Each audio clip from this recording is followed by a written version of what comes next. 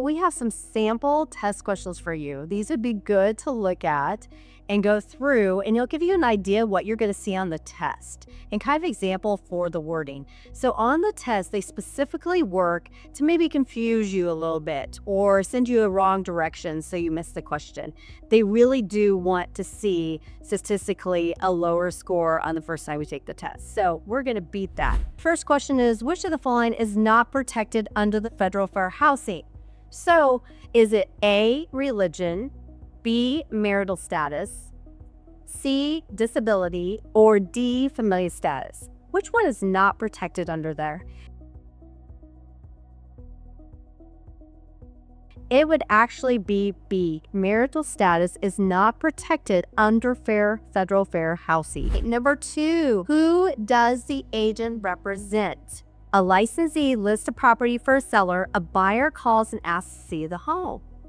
The agent shows the property, and without signing a buyer agency agreement, who does the agent actually represent in this situation? We have A, the buyer, B, the seller, C, both the buyer and the seller automatically represent, and D, no one.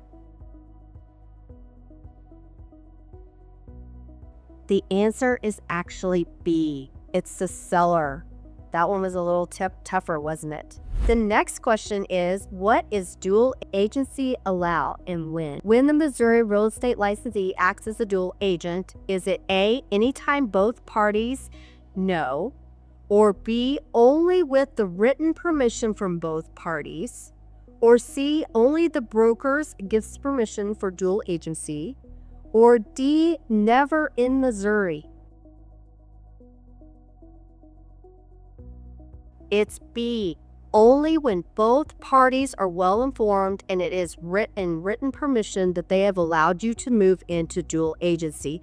Now remember, dual agency is allowed in Missouri, the entire state.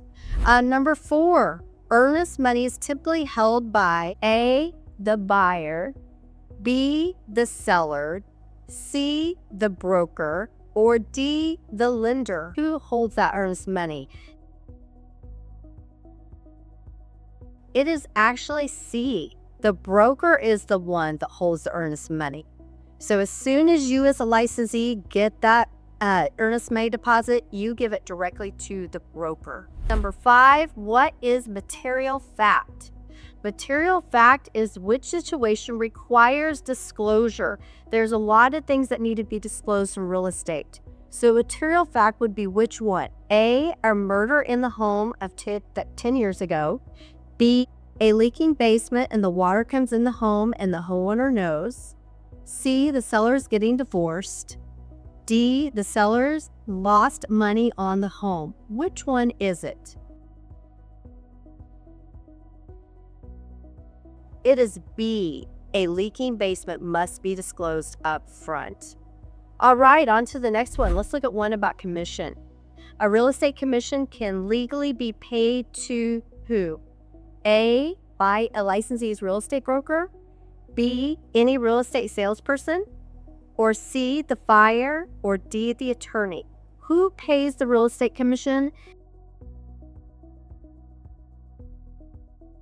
It's actually the realtor's broker, pays you directly at all times. All right, and moving on to number 7, what makes a contract valid? Well, which is not a requirement for a valid real estate contract? Is it A, offer and acceptance, B, consideration, C, competent parties, or D, notarization? It would be D. You do not have to notarize a contract for it to be valid and enforceable from the MRAC. Right? And next, we're moving on to a steering question. Steering is A, encouraging buyers to look only in a specific neighborhood. B, helping buyers find homes in good schools. C, showing homes in different price ranges. Or D, explaining market trends. Well, the best answer here is A, Steering is when you specifically steer certain buyers away from certain neighborhoods. All right, the next one. When does a listing agreement end? A, the property sells. B, the broker dies. C, the expiration date arrives. Or D, all the above. Well, this one's a bit of a trick question. It's all the above.